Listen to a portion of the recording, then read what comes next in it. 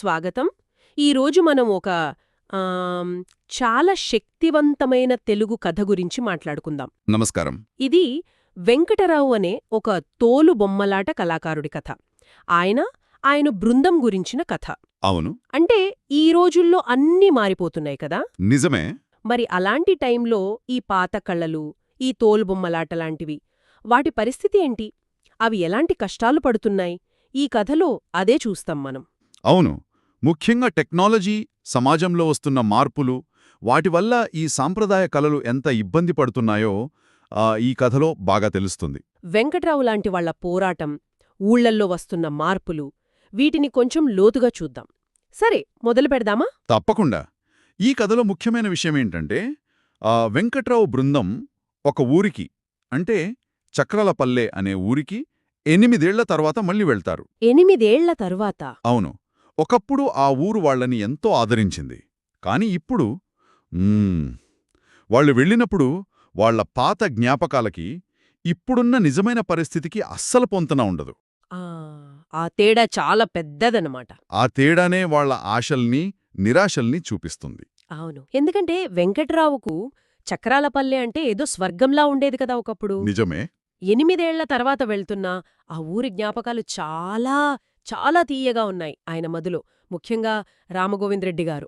ఆయనే కదా వాళ్లనంత బాగా చూసుకునేది. అవును, ఊరి బయట చింతవనంలో దిగగానే ఆయనే వచ్చి మాట్లాడటం, వాళ్లకు వారాలకు సరిపడా బియ్యము, పప్పులు ఇవ్వడం, కళ్లను ఎంతగానో ప్రోత్సహించడం. ఆయనకిష్టమైన ఆటలు ఆడించుకోవడం, అదొక గొప్ప బంధం వాళ్ల మధ్య.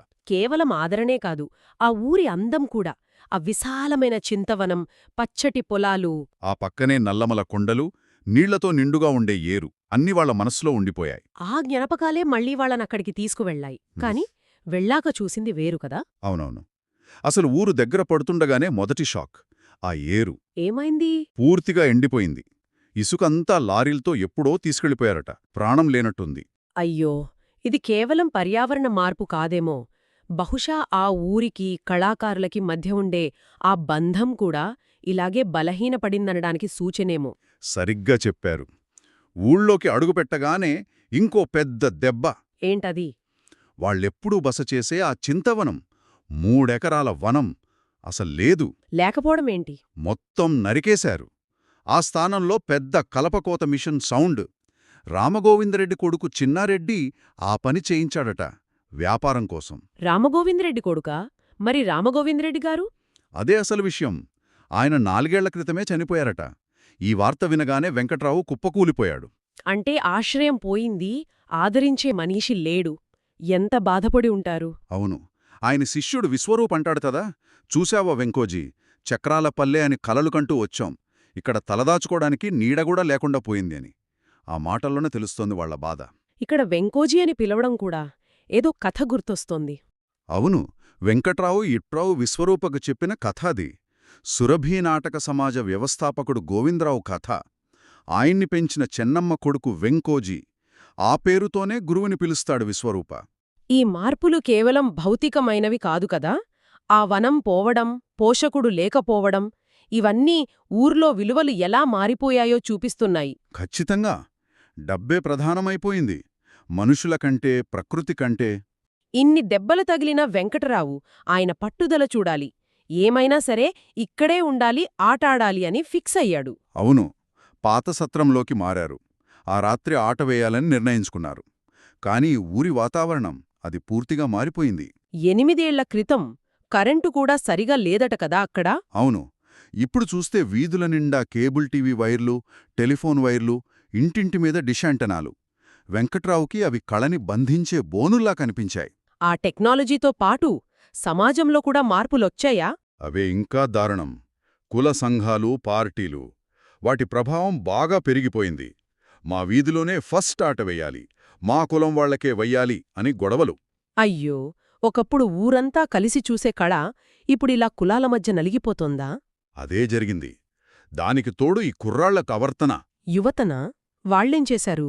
సత్రం దగ్గరికి చేరి వెటకారమాడటం. బొమ్మలకు రంగులేస్తుంటే, ఏం ముసలాయనా, ఈ రోజుల్లో మీ బొమ్మలాట ఎవడు చూస్తాడు అనడం. బృందంలో ఉన్న ఆడవాళ్లను కూడా చులకనగా చూడటం. ఇది కేవలం అగౌరవం కాదు, తరాల మధ్య గ్యాప్, పాత కళల పట్ల ఈ తరం వాళ్లకున్న నిర్లక్ష్యం, అజ్ఞానం కూడా. వాళ్ల మాటలు వింటే చాలా బాధేస్తుంది. కంపు కొట్టే తోలుబొమ్మలతో, నలుగురు మాసిన బట్టలేసుకున్న వాళ్లతో మాకు మాటలేంటి అన్నట్టు మాట్లాడారు. అది కేవలం కళాకారుల్ని కాదు, వాళ్ల బతుకునే ప్రశ్నించినట్టుంది. సినిమా హీరోలు, రికార్డ్ డాన్సులు, టీవీల ముందు ఈ కళ వాళ్లకి లెక్కే లేదు అన్నమాట. అంతేకదా? మరి వెంకట్రావు ఎలా స్పందించాడు దీనికి? ప్రవానికి తగిలిన దెబ్బ కూడా కనిపిస్తాయి. పాపం, ఆయన వయసు కూడా 60 ఏళ్లట కదా, ఆయనకు వ్యక్తిగత బాధలు కూడా ఉన్నాయి. చాలా ఉన్నాయి. పెద్ద కొడుకు సినిమాల వెంటే వెళ్ళిపోయాడు. రెండో కొడుక్కి ఈ బొమ్మలాటంటే అసహ్యం. వాడు రికార్డ్ డాన్స్ ట్రూప్లో చేరిపోయాడు. కుటుంబం నుంచే వ్యతిరేకత. ఉందన్నమాట. అన్నిటికంటే పెద్ద బాధ కూతురు శ్రీదేవి కనిపించకుండా పోవడం. ఆటలో ప్రమీళ్ల పాత్రకు ఆమె గొంతు బావుంటుందని వెంకట్రావు ఆశపడ్డాడు. ఆమె ఎలా మాయమైందో తెలీదు. దాని వెనుక కూడా ఏదో అనుమానం. ఊళ్లలో ఉండే అధికారం, అన్యాయం అలాంటివి కూడా సూచనగా కనిపిస్తాయి. ఇన్ని కష్టాలు, అవమానాలు, ఆఖరి కూడా ఉందట కదా, ఏరు ఎండిపోవడంతో చేపలు దొరకలేదు, అడగడానికి ఆత్మాభిమానం ఒప్పుకోలేదు. అవును, ఇన్ని మోస్తూనే ఆటకి సిద్ధమయ్యాడు. సాయంత్రానికి రామాలయం దగ్గర తెరకట్టారు. చాటింపు వేయించారు. కాని జనం రాలేదా? రాలేదు. ఒకప్పుడు కిక్కిరిసిపోయే ఆ చోటు ఖాళీగా ఉంది. అందరూ ఇళ్లల్లో టీవీలకు అతుక్కుపోయారు. ఇదే కదా ఆధునిక వినోద సాధనాల ప్రభావం అంటే. అవును, వెంకట్రావు తనే ఇంటింటికి వెళ్లి పిలిచినా లాభం లేకపోయింది. చిన్నారెడ్డి లాంటి వాళ్లు వెళ్లేటప్పుడు రండి, ఏదో కొంచెం ఇస్తాలే అన్నారట. అంటే కళని భిక్షం స్థాయికి తెచ్చారు. కళాకారుడికి ఇంతకంటే అవమానమేముంటుంది? చివరికి వచ్చిన కొద్దిమంది ముందే వాళ్లు కూడా పిల్లలు, ముసలివాళ్లు, పేదవాళ్లే ఎక్కువ.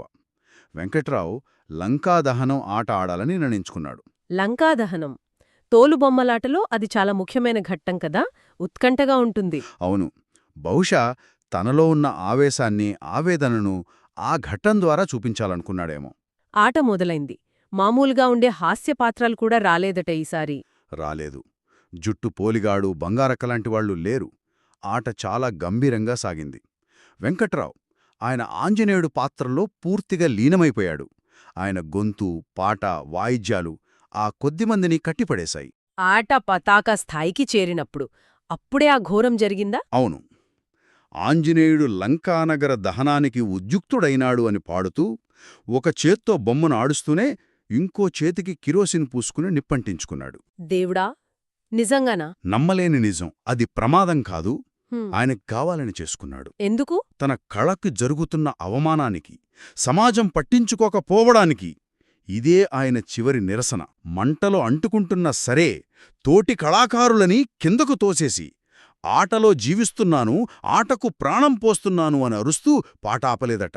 తన కళకు విలువలేని చోట తనని ఆ కళకు అర్పించుకున్నాడనమాట. అవును. ఊహించుకుంటేనే భయంగా ఉంది. తర్వాత ఏమైంది? క్షణాల్లో మంటలు వ్యాపించాయి. ఆ తెర, ఆ వేదిక అంతా కూలిపోయింది. జనం భయంతో పారిపోయారు. ఆ లంకాదహనం పాటలోని ఆక్రందనలే వెంకటరావు చివరి కేకలయ్యాయి. ఊరంతా ఒక్కసారిగా నిశ్శబ్దమైపోయింది. కథ ఇలా ముగిసిందా? చక్రాల పల్లెకి ఎన్నో ఆశలతో రావడం, ఇన్ని నిరాశలు, అవమానాలు ఎదుర్కోవడం, చివరికి ఈ విషాదం. చాలా ప్రశ్నలు మిగిల్చింది కథ. ఖచ్చితంగా.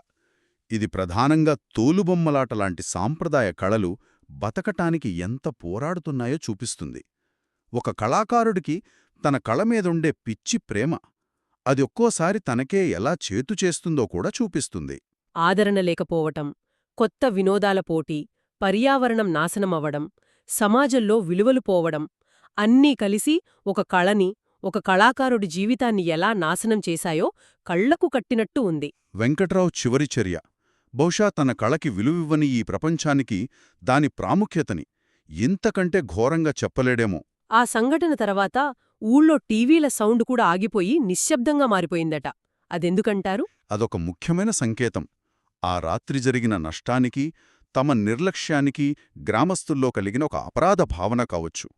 తాము ఏదో ముఖ్యమైనదాన్ని కోల్పోయామని ఆ క్షణంలో వాళ్ళకి తెలిసిందేమో. ఆ నిశ్శబ్దం వెంకట్రావు ఆత్మబలిదానం సృష్టించిన ప్రభావమన్నమాట. అవును, అది కొద్దిసేపే అయినా, ఆ క్షణంలోనైనా ఈ ఆధునిక వ్యామోహంలో పడి తాము ఏం కోల్పోతున్నామో వాళ్లకి తెలిసి ఉండాలి. కళాకారుడు చావు కళా విలువని ఒక భయంకరమైన రీతిలో గుర్తుచేసింది. చివరిగా ఒక ప్రశ్న. ఒక కళారూపం ఇలా కనుమరుగైపోతున్నప్పుడు కేవలం ఆ కళ మాత్రమే చనిపోతుందా?